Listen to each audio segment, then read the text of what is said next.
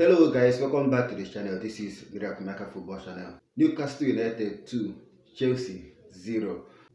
Chelsea are knocked out by Newcastle United. Newcastle finally getting their revenge over Chelsea. And the manner in which Chelsea were knocked out is what I'm worried about.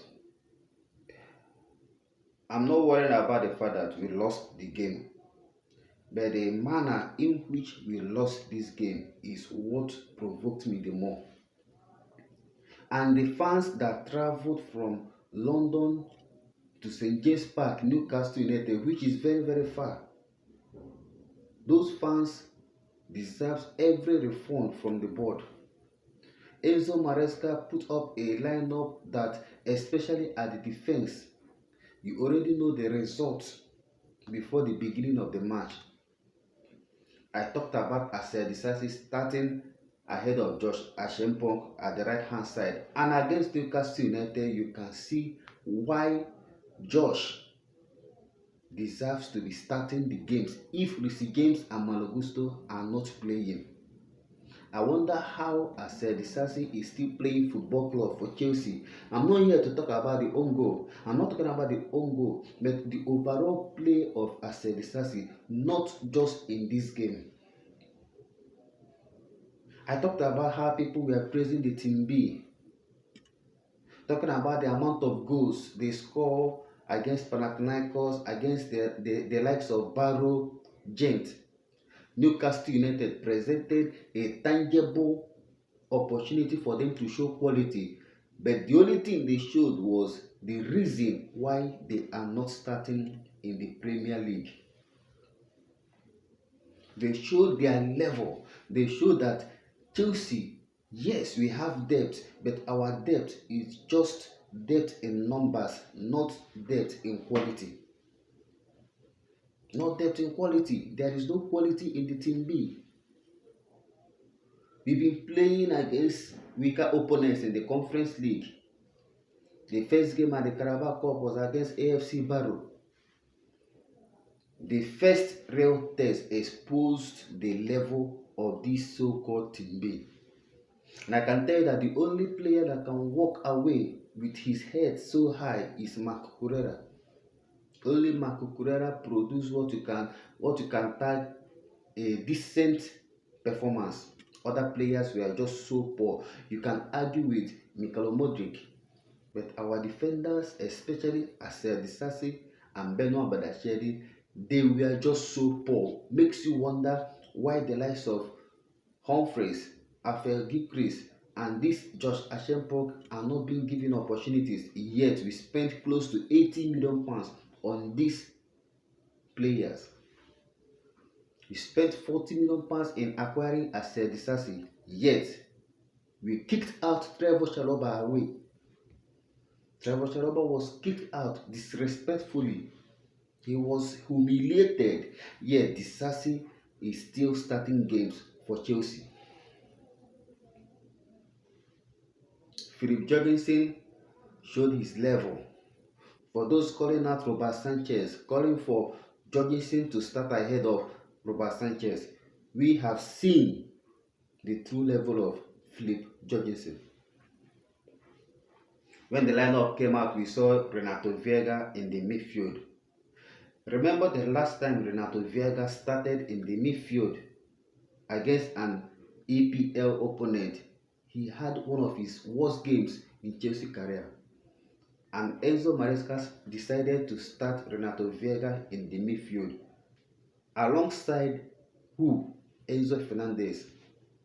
Enzo Fernandez, who is a complete reliability when it comes to defensive work in midfield. He started Renato Veiga and Enzo Fernandez against a Newcastle United team at St. James Park. This is just a recipe for disaster. And we were served according to what we ordered. We were served exactly what we came for and what we ordered for. Newcastle United served it exactly how we wanted it. What was Kylian Dewsbury-Hall doing at the right hand side? He is not quick enough to beat his marker. What is Kylian Dewsbury-Hall doing there? Why didn't Enzo Maresca bring out Emeka, who we know how good Emeka is? He was left on the bench. I can understand the reason why Cole Palmer was not brought on. We are taking on Manchester United at the weekend.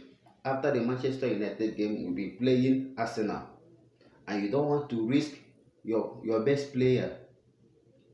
Why was Ben Chilwell not brought on? Not like he's planning to start him against Arsenal or Manchester United. Why was Ben Chilwell not brought on? Why did we leave Emeka on the bench? Why didn't Maguire come on? Why was there only one substitution?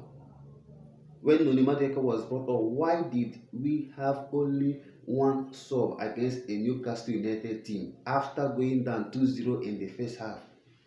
I've seen so many people talking about Chelsea throwing the game away intentionally, but I'm here to tell you that it was not an intentional act. Chelsea just proved their level, that we do not have a depth in quality, we only have depth in numbers. These are the same team that have been playing the Conference League. These are the same team that have been playing the Carabao Cup, but now they have faced the real test, and we are talking about Chelsea throwing games intentionally.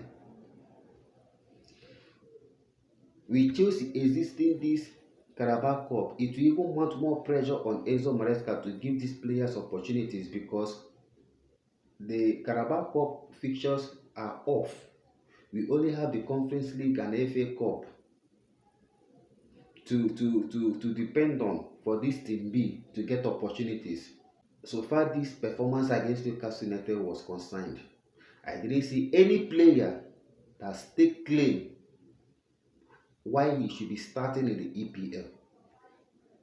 I didn't see any player at all. Enzo Fernandez has already solidified our opinion on Moscasido and Romeo Lavia. He was giving the ball away at every given opportunity. Enzo Fernandez is just a liability in the midfield. Believe it or not, at £105 million, this is not the performances we're supposed to be getting from Enzo Fernandez. Look at how rapidly Moscasido is imposing himself, improving day by day. But Enzo, who was the captain, is not improving at all. He's not improving. Christopher Nkunku today turned to be the worst of them all in the attack. Can't hold on to the play. Mikel Modric has some flashes. Felix in the first half tried, but in the second half, Felix was just worst.